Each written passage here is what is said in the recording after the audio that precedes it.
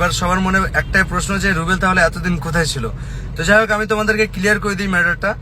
বিষয় হচ্ছে, আজ থেকে 10 মাস কি 11 মাস আগে আশা করছি সবাই কম বেশি জানো যে শফিক যখন পল্লিগ্রাম ছেড়ে দিয়ে রেজিনগরে আমার কাছে কাজ করতে চলে এসেছিল, তখন রেজিনগরে ও একটা মেয়ের সঙ্গে জড়িত হয় অ্যান্ড বিয়ে করে তারা নামের মেয়ের সঙ্গে।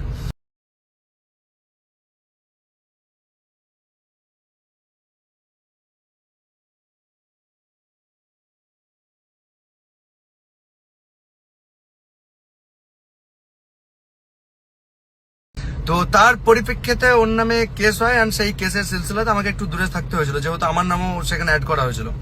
তো যাই হোক, আমার সঙ্গে তাদের এখন সম্পর্ক টোটাল ক্লিয়ার আছে, সবকিছু ঠিকঠাক আছে, কেননা তারা বাকি মানে টোটাল বিষয়টা জেনে গেছে।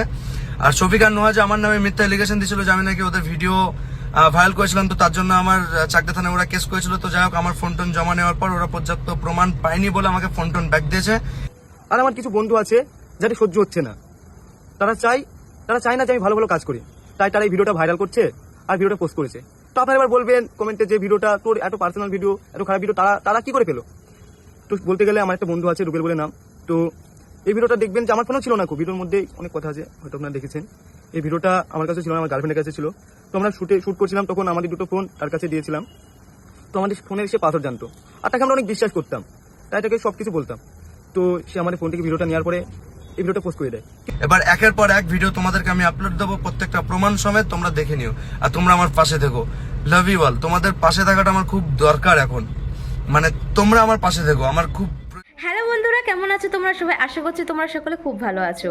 সো আমি একটা ভিডিও তোমাদের সাথে শেয়ার করলাম, যেটা হচ্ছে রুবেল কিন্তু অনেক দিন পরে সে তার ভিডিও আপলোড করেছে। সে তার ভিডিওতে কিন্তু এটা জানিয়েছে সে শফিকের সম্পর্কে কিছু বলতে চায়।